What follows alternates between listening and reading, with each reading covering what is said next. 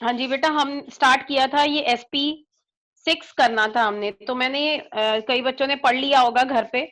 तो यहाँ पे अगर आप देखेंगे sp6 में जब मैं हाइब्रिडाइजेशन लिखूंगी, सबसे पहले मैं ये देखूंगी कि जो सल्फर है इसका आउटर मोस्ट इलेक्ट्रॉनिक कॉन्फ़िगरेशन कितनी है। ये ऑक्सीजन फैमिली को बिलोंग करता है, मतलब इसके पास s में 2, p में 4 इलेक्ट्रॉन होते हैं। तो अगर आप ग्राउंड स्टेट इसकी बनाएं तो बेटा ये कुछ इस तरह की बनती है, s में 2, p में 4 इलेक्ट्रॉन होते हैं। पर बेटा यहाँ पे अगर आप देखें हमारे पास 6 फ्लोरीन एटम है सल्फर के साथ जुड़े हुए हैं इस, और फ्लोरीन को वैसे भी 1 इलेक्ट्रॉन चाहिए, मतलब कम से कम आपके पास 6 इलेक्ट्रॉन तो क्या होने चाहिए, अनपेयर्ड होने चाहिए। अब इलेक्ट्रॉन अनपेयर्ड तो होंगे पर इलेक्ट्रॉन को रखने की जगह भी होनी चाहिए। तो जो s सल्फर होता है इसके पास 3d ऑर्बिटल खाली होता है। अगर आप ऑक्सीजन की बात करें, ऑक्सीजन की कॉन्फ़िगरेशन होती है 2s2 2p4। इसका जो 2d होता ही नहीं है, इसके पास d ऑर्बिटल होते ही नहीं है, ज्यादा एनर्जी वाले ऑर्बिटल्स को वो यूज नहीं करता है, वो इधर वाले के सेम सबशेल वाले को यूज करता है, पर 2d तो बेटा एग्जिस्ट ही नहीं करता। इसीलिए जो ऑक्सीजन है ना, उसका जो कोऑर्डिनेशन, वो आगे हम पढ़ेंगे, उसका ऑक्सीडेशन नंबर बस यहीं तक जा सकता है। वो सिर्फ s यूज कर सकता है या p यूज कर सकता है, वो अपना ऑक्टेट, ऑक्टेट मतलब 8 के अलावा वो ज्यादा इलेक्ट्रॉन एक्सेप्ट नहीं कर सकता। तो ये जब हम p ब्लॉक करेंगे, इस चैप्टर के बाद हम p ब्लॉक करने वाले हैं, क्योंकि भाई हमारा कोर्स भी कवर होना जरूरी है। उसके बाद मैं थर्मोडायनेमिक्स पे आऊंगी, तो उसमें आप पढ़ेंगे, ये वैसे ऑक्सीजन ग्रुप नहीं है आपके पास, लेकिन ग्रुप नंबर 13 एंड 14 है, उसमें आप पढ़ेंगे कि जो पहला एलिमेंट होता है ना, पहला किसी भी ग्रुप का, वो जो है अपना ऑक्टेट एक्सपैंड नहीं कर सकता। चलो ये अपना ऑक्टेट एक्सपैंड कर लेगा, इसका ये जो इलेक्ट्रॉन है ये उठकर एक इधर चला गया, लेकिन अभी भी अगर ये एक जाता है तो अभी यहाँ पे 4 बनेंगे, तो फिर ये वाला भी उठकर चला जाएगा, तो टोटल आप देखेंगे 6 अनपेयर्ड इलेक्ट्रॉन आ गए। तो हाइब्रिडाइजेशन में बेटा कौन कौन से ऑर्बिटल यूज होंगे, 6 ऑर्बिटल यूज होने हैं कम से कम, क्योंकि सिग्मा बॉन्ड बनना है। एक एस तो हमेशा यूज होता है, sp3d2, sp3d2 में अगर आप देखें s एक है, 3 और ये एक ऑर्बिटल, टोटल हो गए 6 ऑर्बिटल, सॉरी d2, तो टोटल 6 ऑर्बिटल है। 6 में शेप कौन सी होती है जब रिपल्शन कम से कम होगी, वो होती है बेटा आपकी ऑक्टाहेड्रल शेप। तो ये आपका आ सकता है कि जो है explain the hybridisation in SF6। और बेटा एक और क्वेश्चन आ सकता है, मान लो मैं आपको ये दे दूं, 1 मार्क्स का दे दूं, या मैं वो MCQ के क्वेश्चन दे दूं, मैं बोलूं SFC, sorry this is SF6, मैं ये कहूं बेटा SF6 में हाइब्रिडाइजेशन क्या है सल्फर की, नीचे मैंने बहुत सारी लिखी हो, तो sp3d2, sp3d2 लिखेंगे। ये हम अगले साल पढ़ेंगे, d2sp3 नहीं लिखेंगे, ये अलग तरह की होती है। इसमें ये कोऑर्डिनेशन कंपाउंड्स में पढ़ेंगे, इसमें अंदर वाला डी ऑर्बिटल यूज होता है, यहाँ तो है ही नहीं पहली बार। तो आप बस ये ध्यान रखेंगे। तो किसी भी कंपाउंड, कोई भी कंपाउंड दिया हो सकता है, मान लो आपको PCl5 PF5 दे दे, आपको बोल दें भाई इसकी बताइए फॉस्फोरस की क्या हाइब्रिडाइजेशन है, तो इसकी हाइब्रिडाइजेशन है sp3d, ये अभी हमने पढ़ी थी। तो इस तरह से भी क्वेश्चन आ सकते हैं। तो ये था बेटा हाइब्रिडाइजेशन का। अब एक और है, सिंपल सा है, एक ना पीछे क्वेश्चन दिया हुआ है, उन्होंने बोला हुआ है यहाँ पे, मेरे मैं एक बारी ना मैं एनसीईआरटी की बुक आपसे शेयर करूंगी, ये मैं हटा रही हूँ। तो मैं वो क्वेश्चन आपको दिखाना चाहती हूँ, क्योंकि एक बार, सिर्फ एक बार, आज पिछले 10 सालों में सिर्फ एक बार वो क्वेश्चन आया था MCQ में, तो इसलिए मैं वो आपसे शेयर कर रही हूँ। एक मिनट रुकिएगा, क्योंकि वो जो क्वेश्चन है ना वो एक ही बार आया था बेटा, वो अभी मैं आपको बता रही हूँ कौन सा क्वेश्चन है, रुकिएगा।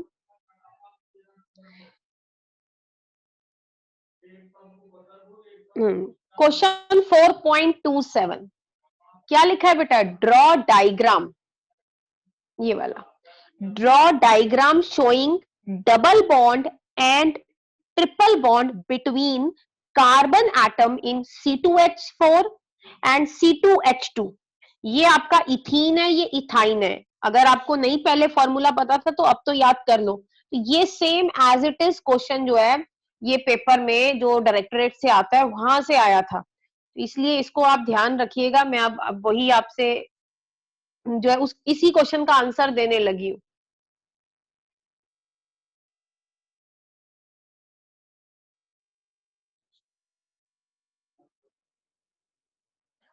तो बेटा सबसे पहले हम बात करेंगे इथीन की। इथीन जो है यहाँ पे आप क्या करें, स्ट्रक्चर बना ले, बड़ा सिंपल सा है। एक चीज ध्यान रखनी है बेटा, जब एक पाई बॉन्ड बनता है, अब तो आपको पता होना चाहिए, जो एक पाई बॉन्ड बनता है ना तो उसमें जो हाइब्रिडाइजेशन होती है वो sp2 होती है, अभी आपको दोबारा पता लग जाएगी। तो इथीन जो आपने 10th में भी पढ़ा होगा, इथीन का जो कॉमन नेम होता है वो होता है इथाइलीन, और एक होता है इथाइन, वो अलग होता है, वो ट्रिपल बॉन्ड वाला होता है, उसका नाम वो एसिटिलिन होता है। तो ये जो है इथाइन, ये इथीन है। इथीन का स्ट्रक्चर मैंने बना दिया है। अब स्ट्रक्चर अगर आप देखेंगे ध्यान से, तो मैंने आपको कहा था ये बॉन्ड सिग्मा बॉन्ड है, ये भी सिग्मा बॉन्ड है, ये भी सिग्मा, ये भी सिग्मा, ये मैंने वैसे बताया था आपको। अभी आपको खुद समझ में आ जाएगा, ये सिग्मा है और ये वाला पाई है। एक डबल बॉन्ड है बीच में, मतलब अगर आप देखें सिग्मा बॉन्ड तीन बन रहे हैं एक कार्बन पे, एक कार्बन की बात करेंगे तो तीन बन रहे हैं, मतलब तीन कम से कम अनपेयर्ड इलेक्ट्रॉन हमारे पास जो है वो होने चाहिए, क्योंकि देखिए कार्बन जो है ना वो चार बॉन्ड बनाता है, मतलब चार इलेक्ट्रॉन, चाहे सिग्मा चाहे पाई बनाए, ये सेंटर वाले को चार एटम की जरूरत है, मतलब चार अनपेयर्ड इलेक्ट्रॉन करने पड़ेंगे। अब आप देखेंगे कार्बन की इलेक्ट्रॉनिक कन्फिगुरेशन होती है 2s2 2p2। अब बेटा अगर आप ध्यान से देखें, कम से कम हमें तीन अनपेयर्ड इलेक्ट्रॉन चाहिए भाई। जो कार्बन है वो इस फॉर्म में प्रेजेंट है ना, ये सिग्मा बॉन्ड है, ये बेसिक बॉन्ड है। हाइब्रिडाइजेशन जो होती है ना बेटा, उसमें सिग्मा बॉन्ड ही बनता है। हाइब्रिडाइजेशन के जो ऑर्बिटल्स होते हैं उनसे सिग्मा बॉन्ड बनता है, ये चीज आपने ध्यान रखनी है। तो अब देखिए हमें कम से कम तीन, क्योंकि ये इसने तीन बॉन्ड बनाने हैं तो तीन अनपेयर्ड इलेक्ट्रॉन चाहिए हमें। तो भाई हमने इसको हटा दिया, ये वाले को 2p को यहां कर दिया, लेकिन बेटा हमें तो तीन इलेक्ट्रॉन चाहिए थी। हालांकि यहाँ पे अगर आप ध्यान से देखें तो हमारे पास कितने अनपेयर्ड इलेक्ट्रॉन हो गए, एक दो तीन चार, पर हमें तो कितने चाहिए, कितने सिग्मा बॉन्ड बनाने हैं बेटा, हमने तीन ही तो बनाने हैं, क्योंकि जो कार्बन है वो दो जगह से हाइड्रोजन से जुड़ा हुआ है, एक जगह से कार्बन से जुड़ा हुआ है। तो ये मेन ज्वाइनिंग है, ये जो साइड में बॉन्ड बनता है ये अभी दिखाऊंगी आपको कैसे बनता है। मेन है तीन सिग्मा बॉन्ड बनेंगे, तीन जगह से जुड़ा हुआ है, या ये कह दें कि कार्बन कितने एटम से जुड़ा हुआ है, तीन एटम से जुड़ा हुआ है। अगर कोई बच्चा कहता मैम ऐसे होता, ये एक मिनट, ये ऐसे होता, तो बेटा अब कार्बन कितनी जगह से जुड़ा हुआ है, कितने, कितनी जगह से जुड़ा नहीं, मतलब कितने एटम से जुड़ा हुआ है, कनेक्टेड है, एक दो तीन चार। इसका मतलब कितने अनपेयर्ड इलेक्ट्रॉन चाहिए थे मुझे, चार चाहिए थे, चार की हाइब्रिडाइजेशन करानी थी। बट इस केस में बेटा चाहे मान लीजिए यहाँ आपका पाई बॉन्ड भी बन रहा है, लेकिन कार्बन कितने एटम से जुड़ा है, तीन एटम से जुड़ा हुआ है, एक दो तीन, तो तीन अनपेयर्ड इलेक्ट्रॉन मैं लूंगी इन हाइब्रिडाइजेशन। तो बेटा मेरी हाइब्रिडाइजेशन क्या होगी डबल बॉन्ड में, sp2। और बेटा आपको पता है जब sp2 होता है, आप यहाँ ध्यान से डायग्राम देखेंगे, क्योंकि डायग्राम ही बोला है ना उन्होंने क्वेश्चन में, क्योंकि ये ना कई बार हम नहीं कराते, लेकिन यहाँ डायग्राम देखिए, सिग्मा बॉन्ड देख रहे हैं, देखिए कार्बन है, कार्बन की sp2 हाइब्रिडाइजेशन हुई, मतलब इस तरह के ऑर्बिटल्स कितने बने, तीन बने। कौन सी शेप बनेगी, इसी तरह से बनेगी ना, ट्राइगोनल प्लेनर। तो मैंने बताया ये छोटी लोब हमें दिखाने की जरूरत नहीं है, तो यहाँ पे आप चेक करेंगे, देखिए कार्बन पे, एक कार्बन पे हाइब्रिडाइजेशन क्या हुई, sp2। ये जो तीन ऑर्बिटल्स बने इनकी, ये मैंने, ये देख लीजिए, ये तीन बना दिए। और यहाँ पे अगर आप देखेंगे ये वाला हाइड्रोजन के साथ पेयरिंग हो गई, हाइड्रोजन का एक इलेक्ट्रॉन, कार्बन का एक इलेक्ट्रॉन, यहाँ पे भी हाइड्रोजन की पेयरिंग हो गई। यहाँ वाला जो ऑर्बिटल है ये दूसरे कार्बन के साथ, क्योंकि दोनों के पास एक एक इलेक्ट्रॉन है, तो पेयरिंग हो गया, तो ये बनता है बेटा सिग्मा बॉन्ड। ये जो डायग्राम है ये सिग्मा बॉन्ड का है। पहले तो आप देख लीजिए कि इसके अंदर अगर आप देखेंगे हेड ऑन ओवरलैपिंग हो रही है। हेड ऑन आपको मैंने बताया था, या तो एस एस के बीच में होती है, या पीजेड पीजेड के बीच में होती है, या क्या होता है एक पी होता है और एक एस होता है, इनके बीच में होती है। तो आप देख सकते हैं ये सिग्मा बॉन्ड बना। अब बारी आती है कि पाई बॉन्ड कैसे बनेगा, डबल बॉन्ड कैसे बनेगा, क्योंकि कार्बन के पास अभी देखा जाए एक इलेक्ट्रॉन जो है, ये वाला जो ऑर्बिटल है, ये वैसे का वैसे है, ये अभी भी वही है, ये जो है पी ऑर्बिटल है, लेकिन ये हाइब्रिडाइज नहीं हुआ। ये बाकी जो 3 है ये हाइब्रिडाइज होके इन्होंने बना लिया। अब ये जो है, ये जो पी ऑर्बिटल है बेटा, ये पी, इसकी शेप तो ऐसी होगी ना सीधी, क्योंकि भाई बॉन्डिंग में पी जेड तो पार्टिसिपेट करता ही करता है हमेशा। अब देखिए, अब ये जो फालतू इलेक्ट्रॉन है, अब आप देखेंगे इस कार्बन के पास भी ये एक फालतू इलेक्ट्रॉन पड़ा हुआ है, और ये वाले के पास भी बेटा क्या पड़ा हुआ है, एक फालतू इलेक्ट्रॉन पड़ा हुआ है। तो ये क्या होता है बेटा, ये गैप नहीं होता है बीच में, आपको पता है, ये तो मैंने कॉपी में बनाने के लिए दिखाया हुआ है। तो ये क्या करते हैं बेटा, इनके ये जो ऑर्बिटल्स होते हैं ना, जो हाइब्रिडाइज नहीं होते, ये क्योंकि बिल्कुल पास पास एटम होते हैं ना, ये तो हमारी डायमेंशन बड़ी है, हम बड़े हैं, ये हमारे सामने क्या बहुत छोटे हैं, तो इनके ये जो ऑर्बिटल्स होते हैं ना बेटा, ये क्या कर जाते हैं, ओवरलैप कर जाते हैं। और देखो, एक इलेक्ट्रॉन इसका, एक इलेक्ट्रॉन इसका, तो क्या हो जाएगी, पेयरिंग हो जाएगी। मतलब और ये जो ओवरलैपिंग हुई, ये क्या हुई, साइड ऑन ओवरलैपिंग हुई। तो इसको क्या बोलते हैं, पाई बॉन्ड बोलते हैं। तो आप देखिए अगले डायग्राम में मैंने, इससे अगले डायग्राम में मैंने सिर्फ पाई बॉन्ड दिखाया। अगर कोई बच्चा कहे ना कि मैम ये भी तो बन रहा है, कई बार हम कंफ्यूज हो जाते हैं कि अरे 2 पाई बॉन्ड बन रहे होंगे, नहीं बेटा, एक ही ऑर्बिटल है, वो तो अब बनाने का तरीका है ना, क्योंकि उसकी 2 लोब होती है, एक पॉजिटिव और एक नेगेटिव, इलेक्ट्रॉन डेंसिटी के हिसाब से। तो ये अब आप देखें, तो ये जो है एक पाई बॉन्ड बनेगा। तो ये जब आपस में ये जब होंगे ना, ओवरलैप होंगे, तो इस तरह से इनकी डेंसिटी देखने में कुछ इस तरह का लगेगा, ऊपर की तरफ और नीचे की तरफ। लेकिन कोई बच्चा ये मत सोचना कि ये 2 बॉन्ड है बेटा, और एक ही ऑर्बिटल्स है, ऑर्बिटल्स की कितनी लोब है, 2 है। तो यहाँ पे ये शेयरिंग करेंगे। आप अपनी बुक में, अगर आपको मेरा डायग्राम सही ना लग रहा हो देखने में, तो ये देखिए बुक में इन्होंने प्रॉपरली दिखाया हुआ है। पर यहाँ पे ये मत कंफ्यूज होइएगा कि बेटा ये जो है ये भी पाई बॉन्ड है। बेटा एक ही ऑर्बिटल है, एक इलेक्ट्रॉन इसके पास है, एक इलेक्ट्रॉन इसके पास है, ये दोनों क्या कर गए, ओवरलैप कर गए। तो ये देखिए इन्होंने ये सिग्मा बॉन्ड का बनाया हुआ है, ये सिर्फ सिग्मा बनाया हुआ है, ये दोनों बनाए हुए हैं। तो अगर आप पेपर में ये वाला और ये वाला बना देते हैं तो आपके सही मार्क्स मिल जाएंगे आपको। तो ये देखो, ये इन्होंने ये डायग्राम भी थोड़ा ढंग से बनाया हुआ है। सिग्मा बॉन्ड बन गया, अब इस कार्बन के पास एक इलेक्ट्रॉन अनपेयर्ड है, इसके पास भी एक है। मेरे से बन नहीं रहा क्योंकि मैं फिंगर से चला रही हूँ, तो आप ध्यान रखिएगा। यहाँ पे एक इलेक्ट्रॉन है, यहाँ पे भी एक है, दोनों क्या करेंगे बेटा आपस में, आप कहेंगे ये अच्छा एक दूसरे के कैसे करीब आएंगे। कोई बच्चा बोलेगा मैडम बीच में बॉन्ड है। बेटा ये तो इमेजिनरी लाइन होती है ना, जो हमने ड्रॉ की होती है। तो कोई लाइन थोड़ी ना होती है एटम्स के बीच में, और एटम का साइज क्या होता है, बहुत छोटा होता है। तो ये ओवरलैप कर जाते हैं। जब ये ओवरलैप करते हैं तो ये कुछ, जब मॉलिक्यूल बनता है तो कुछ इस तरह के दिखाई देंगे। अब हम ये सारी चीजें आपको पता ही है कि हम देख नहीं सकते, ये सिर्फ हमारी एक तरह से देखा जाए हम इसको थियोरेटिकली हम बता रहे हैं कि शायद ऐसे बॉन्ड बनता है। ठीक है, कुछ चीजें और भी एक्सप्लेन करने की कोशिश कर रहे हैं फैक्ट्स को। तो ये था बेटा इसका आपका। अब इसमें कोई दिक्कत, डायग्राम आपको आ जाएगा। ठीक है, जल्दी बोलिए बेटा।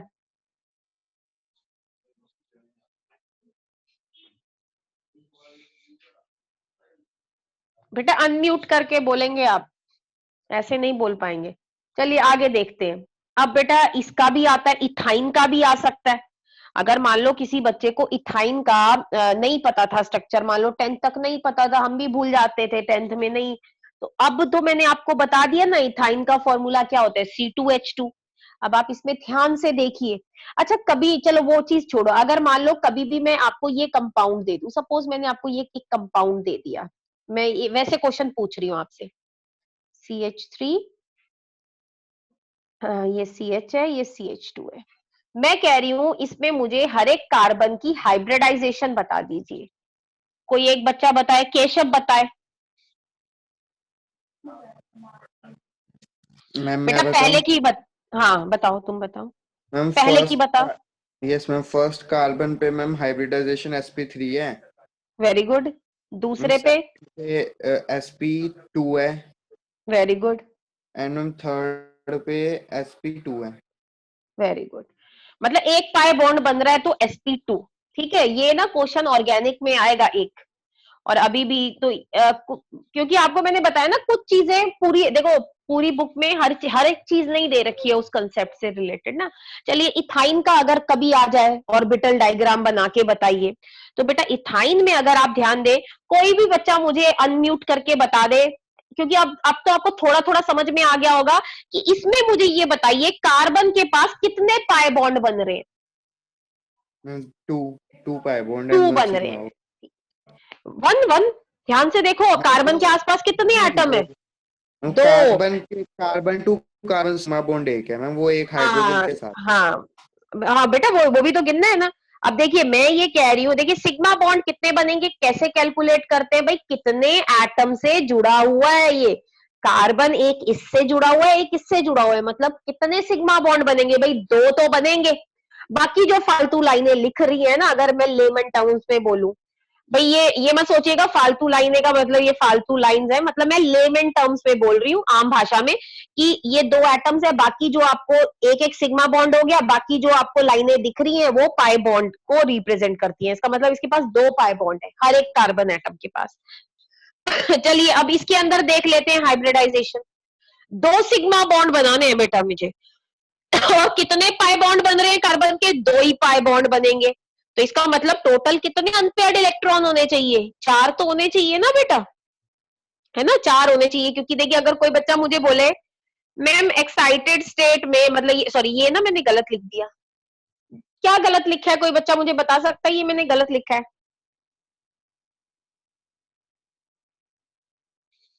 ये ग्राउंड स्टेट है, मैम ये ऊपर वाली एक्साइटेड ग्राउंड स्टेट। स्टेट है। हाँ वो मैंने गलत कर दिया, तो इसको जो है आप जो है सही कर लीजिएगा। अच्छा ग्राउंड स्टेट में कोई बच्चा बोले मुझे कि मैम दो सिग्मा बॉन्ड बन रहे हैं, दो अनपेयर्ड इलेक्ट्रॉन तो है। बेटा पहली बात ये है कि सिग्मा बॉन्ड में एस जो है कम, मतलब मेन बात है सिग्मा और पाई कितने बन रहे हैं, टोटल चार बन रहे हैं ना, तो चार अनपेयर्ड इलेक्ट्रॉन चाहिए मुझे। तो इसलिए जो है यहाँ देखेंगे तो चारों एक्साइटेड स्टेट में, ये एक्साइटेड स्टेट है बेटा यहाँ पे, तो एक्साइटेड स्टेट में ये चले जाएंगे, पर सिग्मा बॉन्ड बनने हैं दो, इसलिए एस और पी। और क्योंकि मैंने आपको बताया था एस तो बॉन्डिंग में पार्टिसिपेट करेगा ही करेगा, एस और पी हाइब्रिडाइज होंगे। क्यों होंगे, क्योंकि सिग्मा बॉन्ड चाहिए मुझे चार अनपेयर्ड इलेक्ट्रॉन, दो सिग्मा के लिए दो पाई के लिए, लेकिन मुझे क्या है सिर्फ दो ही तो सिग्मा बॉन्ड बनाने हैं, तो sp हाइब्रिडाइजेशन, बाकी ये जो दो p ऑर्बिटल हैं ये अकेले पड़ जाएंगे। इनका क्या होगा, ये हाइब्रिडाइजेशन नहीं होगी। बेटा जब हाइब्रिडाइजेशन नहीं होगी तो इनकी शेप में कोई चेंज नहीं आएगा, इनकी शेप वैसी की वैसी रहेगी।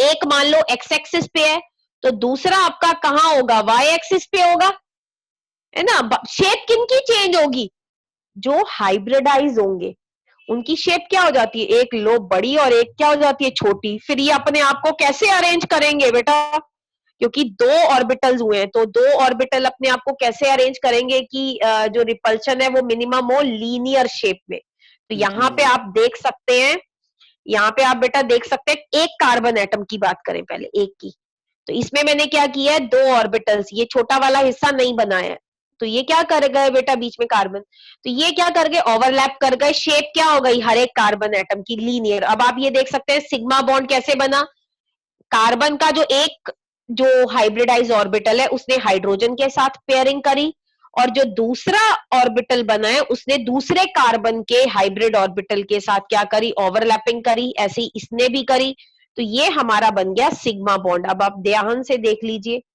सिग्मा बॉन्ड, ये तीन सिग्मा बॉन्ड बने, तो ये था सिग्मा बॉन्ड का डायग्राम। अब कोई बच्चा कहे कि पाई बॉन्ड कैसे बने, तो बेटा ये जो पाई बॉन्ड के ये जो ऑर्बिटल है ये px और py ही है, और हमें पता है जो px है ये दोनों परपेंडिकुलर होते हैं, तो मैंने यहाँ पे ये ऐसे है, एक ये बना दिया एक ये बना दिया, ये दोनों px बनाए हैं। तो आपको पता है px क्या करता है बेटा, px के साथ ओवरलैप करता है। और अब मैंने बनाया है y को ना, y देखो y परपेंडिकुलरली होगा ऐसे, अब यहाँ पे मैं थ्री डायमेंशन में तो बना नहीं सकती, तो ये ओवरलैप करेगा, क्योंकि आपको याद होगा मैंने शुरू में बोला था px जो है वो px के साथ ही ओवरलैप कर सकता है, px py या pz के साथ ओवरलैप नहीं करता, इसी तरह से py py के साथ। तो बेटा कितने कितने पाई बॉन्ड बने, दो, दो पाई बॉन्ड दो जो है वो हमारे पाई बॉन्ड बने, और इस तरह से ये हमारा स्ट्रक्चर आ गया।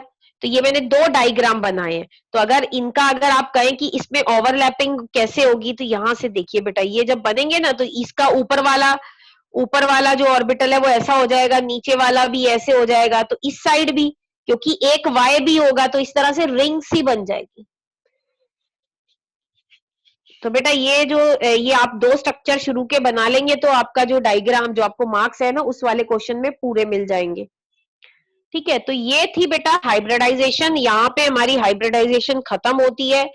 अब आपकी चालू होती है मॉलिक्यूलर ऑर्बिटल थियरी। पहले आप मुझे बताइए, हाइब्रिडाइजेशन क्लियर है सबको कि क्वेश्चन कैसे आएंगे? आप क्वेश्चन एनसीईआरटी के जरूर करेंगे। ठीक है बेटा, पीसीएल 5 का जरूर करेंगे, बहुत इंपॉर्टेंट है। ठीक है, और ये डायग्राम और वो जो लोन पेयर रिपल्शन होती है वो सबको समझ में आई?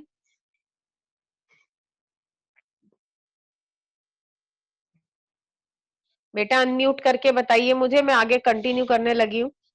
Yes ma'am. ठीक है बेटा, ये वाला जो टॉपिक है ना, ये मॉलिक्यूलर ऑर्बिटल थ्योरी, कभी कभी बेटा क्या होता है एग्जाम में ना, एक क्वेश्चन डाल देते हैं 5 मार्क्स का पूरा का मैम पूरा।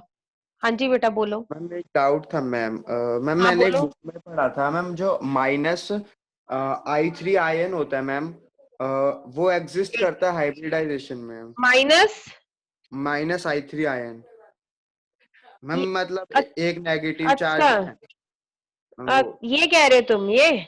Yes ma'am. और मैम हाँ बेटा, F3- एग्जिस्ट नहीं करता। उसका रीजन वो डी ऑर्बिटल ही होता है। क्या ठीक है, मतलब? और इसको छोड़ दो अभी। ठीक है, आप मुझे अलग से क्वेश्चन भेजना, मैं आपको अलग से जवाब दे दूंगी। ओके। ठीक है, क्योंकि जो है हाइब्रिडाइजेशन में डी ऑर्बिटल्स का पार्टिसिपेट भी करना जरूरी है बेटा। फॉस्फोरस के पास डी ऑर्बिटल्स नहीं होते, वो अपना ऑक्टेट क्या नहीं कर सकता, एक्सपैंड नहीं कर सकता। ठीक है, तुम्हारा जो भी नाम है, क्या नाम है तुम्हारा? मैम यश गुप्ता। अलग, हाँ अलग से मैसेज करना, मैं अलग से आंसर बता दूंगी। ठीक है, ओके क्योंकि मैम। अभी पी पी नहीं किया ना हमने, चलिए, क्योंकि बेटा धीरे धीरे ही पता लगे, एक ही चैप्टर में उन्हें 1000 तरह के कंसेप्ट दे रखे हैं। अच्छा, मैं ये कह रही थी मॉलिक्यूलर ऑर्बिटल थ्योरी से एक ही क्वेश्चन आ जाता है 5 मार्क्स का, और बड़ा सिंपल सा क्वेश्चन है, कोई मुश्किल नहीं है। पहले आप इसको ध्यान से समझिएगा। पहले देखिए, ये जब थ्योरी खत्म होगी ना, तब आपको वह समझ में आएगा कि आपको कितना समझ में आया और कितना नहीं। शुरुआत में तो लगेगा पता नहीं क्या बात कर रहे हैं, क्योंकि मुझे थ्योरी बतानी पड़ रही है शुरुआत में ना, क्योंकि एग्जाम्पल से जब तक नहीं बताऊंगी, जैसे हाइब्रिडाइजेशन है, जब मैंने उसकी वो बातें करी थी, उसकी थ्योरी सी बताई थी, तो आपको नहीं समझ में आया होगा कि क्या मिक्स हो रहा है, क्या मिक्स नहीं हो रहा है ना? तो धीरे धीरे समझ में आएगा, तो इसलिए पेशेंस रखना है। जैसे ही मैं कोई एग्जाम्पल कराऊंगी, आपको अपने आप समझ में आ जाएगा कि क्या बताने की कोशिश की थी मैंने। अच्छा, सिंपल सी चीज है, पहले थियोरेटिकली बता देती हूँ, क्योंकि कई बार ऐसा होता है ना कि आजकल तो एमसीक्यू के क्वेश्चन आएंगे, मान लो कोई कंसेप्ट ही दे दिया मैंने इसी का, और मैं बोलूंगी कौन सा इसमें से सही नहीं है एमओ के हिसाब से, तो फिर पता होना चाहिए ना। तो बेटा ये कहते हैं कि अब देखिए, अगर मान लो मैं सिंपल सी चीज बोल रही हूँ, मैंने क्या किया है, मैं आपको कह रही हूँ हाइड्रोजन, ये क्या है बेटा, एटम है, एच की, इसकी क्या लिखिए, इलेक्ट्रॉनिक कन्फिगरेशन लिखिए। तो आप कैसे लिखते हैं, 1s1, यही लिखते हैं बेटा। Yes ma'am. लेकिन अगर मान लो मैं कह दूं H2 की लिखो, बेटा H2 तो क्या है, वो मॉलिक्यूल है, और H2 किससे मिलके बना है, H से मिलके बना है, इसमें भी एक s ऑर्बिटल है, इसमें भी एक s ऑर्बिटल है, तो मॉलिक्यूल की कैसे लिखेंगे? या फिर मान लो, अभी मैं पहले एग्जांपल दे रही हूँ, अभी आंसर नहीं दे रही हूँ, मैं आपको सिर्फ बता रही हूँ क्योंकि थोड़ा सा क्लियर होगा। मान लो मैं कहती हूँ आप ऑक्सीजन ओ की इलेक्ट्रॉनिक कन्फिगुरेशन लिखो, तो आप कैसे लिखते हैं, 1s2, 2s2, 2p4, यही लिखते हैं। लेकिन अब मैं कह दूं आप O2 की लिखो, भाई O2 तो क्या है, मॉलिक्यूल है। एटम के अंदर इलेक्ट्रॉन कहां रहते हैं, ये ऑर्बिटल्स में, क्योंकि ये एटम के ऑर्बिटल्स हैं तो इनको क्या बोलते हैं, एटॉमिक ऑर्बिटल। समझ आ गया ये बात कि भाई एटम के अंदर इलेक्ट्रॉन कहां रहते हैं, ऑर्बिटल्स में रहते हैं। है ना। ऑर्बिटल्स मतलब ये जो बॉक्सेस, जैसे पी में कितने ऑर्बिटल होते हैं, 3 ऑर्बिटल होते हैं। तो ये कह रहे हैं कि जैसे एटम के अंदर, क्योंकि देखो ये बेटा एटम के अंदर तो एक ही न्यूक्लियस होता है ना भाई, ओ एटम है तो उसके अंदर एक ही न्यूक्लियस होगा, सिंगल न्यूक्लियस। तो कह रहे हैं जैसे एटम के अंदर इलेक्ट्रॉन कहाँ रहते हैं, ऑर्बिटल्स में रहते हैं। कौन से ऑर्बिटल में रहते हैं, एटॉमिक ऑर्बिटल में रहते हैं। उसी तरह से मान लो मैं आपको कह देती, आप ऑक्सीजन O2 इसकी इलेक्ट्रॉनिक कॉन्फ़िगरेशन लिखो, तो कोई बच्चा कहेगा इसकी कैसे लिखेंगे, इसके अंदर तो 2 एटम है ऑक्सीजन के जो आपस में जुड़े हुए हैं, तो इसकी मैम कैसे एक लिखेंगे। तो इसका क्या बेटा बोल म्यूट दी कर है? लीजिए अपने आप को। तो बेटा इसकी कैसे लिखेंगे, इसका आंसर मतलब मान लो पेपर में आ जाता है कि O2 की कॉन्फ़िगरेशन लिखो, तो इसकी कैसे लिखेंगे, इसकी लिखने के लिए हमें MO का यूज करना पड़ेगा, और इसकी लिखी जाती है। अब देखो इसमें कैसे लिखी जाएगी, जैसे मैंने आपको ये बोला, मैंने कहा एटम के अंदर इलेक्ट्रॉन कहां रहते हैं, एटॉमिक ऑर्बिटल में। तो बेटा ऐसे ही जो मॉलिक्यूल होता है, मॉलिक्यूल के अंदर भी इलेक्ट्रॉन ऑर्बिटल्स में ही रहते हैं, पर वो खास ऑर्बिटल होते हैं, उनका नाम होता है मॉलिक्यूलर ऑर्बिटल। अब देखिए मान लीजिए आपके पास O2 है, O2 के अंदर कितने न्यूक्लियस होंगे बेटा, दो जब ऑक्सीजन एटम आपस में जुड़ेंगे, चाहे डबल बॉन्ड बना रहे हैं, तो कितने न्यूक्लियस आते हैं बेटा, कितने न्यूक्लियस है O2 के उसमें, 2। ये दो, दो है ना, क्योंकि दो ऑक्सीजन एटम क्या हो रखे हैं, आपस में जुड़े हुए हैं, दो न्यूक्लियस है। जबकि एटॉमिक ऑर्बिटल में कितने न्यूक्लियस उनको असर करते थे, मतलब न्यूक्लियस का काम क्या होता है, इलेक्ट्रॉन को खींच के रखना। तो उन जब एटम था, ओ था, कितना न्यूक्लियस इलेक्ट्रॉन को अपनी तरफ खींच रहा था, सिर्फ एक। और जब दो एटम आपस में जुड़े हुए हैं, जब मॉलिक्यूल है, तो कितने न्यूक्लियस आएंगे किसी मॉलिक्यूल में, जितने एटम होंगे। क्योंकि बेटा यहां मैं बात कर रही हूं डाई एटॉमिक की, क्योंकि हमारे कोर्स में डाई एटॉमिक है, ट्राई एटॉमिक नहीं है। हमारे कोर्स में हम पढ़ेंगे O2 मॉलिक्यूल है, डाई एटॉमिक, H2 है, पर ये डाई एटॉमिक, दो एटम से बने, स्पेलिंग ठीक कर लीजिएगा, डाई एटॉमिक होमोन्यूक्लियर। होमोन्यूक्लियर का मतलब ये दोनों एटम क्या है, ऑक्सीजन के हैं या दोनों हाइड्रोजन के हैं। कॉलेज में आप HCl का भी MO पढ़ेंगे, अभी हम नहीं पढ़ेंगे, ये हेट्रो एटॉमिक है, H अलग है, क्लोरीन अलग है, ठीक है। तो हम होमो के हिसाब से बात कर रहे हैं, ठीक है। तो ये कह रहे हैं, ये देखिए क्वेश्चन पढ़ेंगे, ये कह रहे हैं कि जैसे एटम्स के अंदर इलेक्ट्रॉन एटॉमिक ऑर्बिटल्स में प्रेजेंट होते हैं, ये मैं आपको धीरे धीरे, ये जो पूरी क्लियरिटी आपको एंड में होगी, अभी आप बस इतना समझिए। इसी तरह से मॉलिक्यूल के अंदर भी इलेक्ट्रॉन कहां होते हैं, मॉलिक्यूलर ऑर्बिटल्स में होते हैं, जैसे एटॉमिक। और देखिए अब एटॉमिक ऑर्बिटल बनते कैसे हैं, अब आप कहेंगे अच्छा एटम के अंदर तो एटॉमिक ऑर्बिटल होते हैं, मॉलिक्यूल के अंदर मॉलिक्यूलर ऑर्बिटल कैसे बनते हैं, ये देखिएगा बेटा। ये कह रहे हैं मान लीजिए आपका ऑक्सीजन एटम है, दो ऑक्सीजन एटम मिलकर क्या बना रहे हैं बेटा, O2 बना रहे हैं। अगर आप देखा जाए इसमें होते हैं 1s भी होता है, इसमें भी 1s होता है, 2s भी होता है, 2p भी होता है। पहले 1s की बात करें, तो ये कह रहे हैं कि जब ये ऑक्सीजन आपस में, ऑक्सीजन मॉलिक्यूल होता है, तो क्योंकि दो एटम से मिलके बना है, तो क्या होता है, इनके जो कंपेरेबल एनर्जी के ऑर्बिटल होते हैं, जैसे 1s 1s, ये क्या करता है, ये कंबाइन करता है, ये क्या करता है, कंबाइन करते हैं, ये दो कंबाइन करेंगे। अगर दो कंबाइन करेंगे तो कितने ऑर्बिटल नए बनेंगे, दो ही बनेंगे। तो वो जो दो ऑर्बिटल अब कौन से बनते हैं, वो मैं आपको ना, अभी आपको नहीं समझ में आएगा, पर मैं लिख रही हूं फिर भी। एक बनता है सिग्मा 1s और एक बनता है सिग्मा स्टार 1s। ये क्या होता है सिग्मा, और ये मैं बाद में बताऊंगी। मतलब ये कह रहे हैं मॉलिक्यूल के अंदर जो है मॉलिक्यूलर ऑर्बिटल कैसे बनता है, ये जो ऑर्बिटल्स होते हैं ना, जिनकी एनर्जी क्या होती है, कंपेरेबल होती है, बराबर होती है, वो कंबाइन करते हैं। एनर्जी कंपेरेबल होती है और प्रॉपर सिमेट्री होनी चाहिए, मतलब पीजेड जो है वो पीजेड के साथ में कंबाइन करेगा, पीजेड कभी भी पीएक्स या पीवाई के साथ कंबाइन नहीं करेगा। सिमेट्री अभी आपको धीरे धीरे मैं बताऊंगी, वेट करेंगे आप।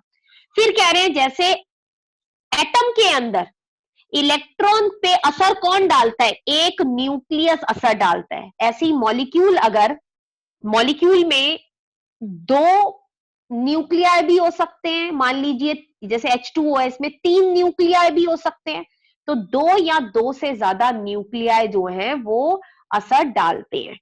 ठीक है, अब धीरे धीरे समझ में आएगा, इसे थोड़ा सा आपको पेशेंस रखना पड़ेगा। फिर ये कह रहे हैं अगर 1s एक ऑक्सीजन का, दो ऑक्सीजन O2 में जुड़े हुए हैं, तो अगर 1s के साथ कंबाइन करता है, अगर दो ऑर्बिटल कंबाइन करते हैं तो नए दो ऑर्बिटल बनते हैं। एक मैंने बोला सिग्मा बनता है 1s, एक बनता है सिग्मा स्टार 1s। तो ये कैसे बनते हैं अभी मैं आपको बताऊंगी। ये जो सिग्मा बना है ये बॉन्डिंग है, ये जो है एक एंटी बॉन्डिंग बनता है, एक बॉन्डिंग बनता है। मतलब देखिए अभी तो अगर आप देखें 1s दोनों की एनर्जी क्या है, बराबर होती है, दोनों ऑक्सीजन के एटम है। लेकिन क्या होता है जब ये कंबाइन करते हैं तो एक की, ये जो नया बनता है ना, एक की एनर्जी घट जाती है, एक की एनर्जी बढ़ जाती है। अभी नहीं समझ में आया कोई बात नहीं, अभी मैं समझाऊंगी दोबारा से। बाकी ये कह रहे हैं इलेक्ट्रॉन अगर बॉन्डिंग में हो, जिसके पास कम एनर्जी हो, तो ज्यादा स्टेबिलिटी होती है। तो इसको अभी हम देखते हैं, इसके लिए आप इधर आ जाइए, ये हम कल कंटिन्यू करेंगे। अब देखिए, अब आपको समझ में आएगा। ये समझने से पहले एक चीज और देखिएगा, ये देखिए क्या लिखा हुआ है कि जब MO बनता है ना, मॉलिक्यूलर ऑर्बिटल कंबाइन करते हैं, जैसे मैंने बोला है 1s के साथ जब कंबाइन करेगा, तो ये कैसे कंबाइन होंगे, लीनियर कॉम्बिनेशन। किसी बच्चे को पता है लीनियर कॉम्बिनेशन किसे बोलते हैं, किस उसको बोलते हैं? मैम या तो प्लस या माइनस मैम कुछ भी। वेरी गुड, हाँ, लीनियर कॉम्बिनेशन का मतलब होता है प्लस होकर या माइनस होकर। तो ये देखिए जब ये लीनियरली कंबाइन होंगे, अब देखिए मैंने, अगर आपको ध्यान हो, मैंने आपको कहा था कि जो क्वांटम मैकेनिक थ्योरी के हिसाब से, क्योंकि ये थोड़ी ना होता है कि ऑर्बिटल्स का मतलब है इस तरह के कमरे होंगे, नहीं, क्लाउड्स होते हैं। अब प्रोबेबिलिटी होती है इलेक्ट्रॉन को मिलने की, कितनी होती है ऑर्बिटल्स के अंदर, 90% अबव होती है। तो उसकी प्रोबेबिलिटी को मैंने आपको बताया था कि क्वांटम मैकेनिक में ये ऐसे वेव फंक्शन से लिखा गया है। तो ये हमने उस डिटेल में नहीं जाना है। तो ये कह रहे हैं कि जब ये कंबाइन होते हैं, जब वेव्स होती है ना वो कंबाइन होती है, तो पॉजिटिव भी कंबाइन हो सकती है। अभी देखिए अगर ये मान लो दो ऑक्सीजन एटम है, दोनों की एनर्जी क्या है, बराबर है 1s की। ये देखिए बराबर एनर्जी पे बनाए हैं मैंने। जब ये कंबाइन होंगे, एक बारी इनकी वेव फंक्शन प्लस होगी और एक बारी क्या होगी, माइनस होगी। जब प्लस होगी तो एनर्जी क्या होगी,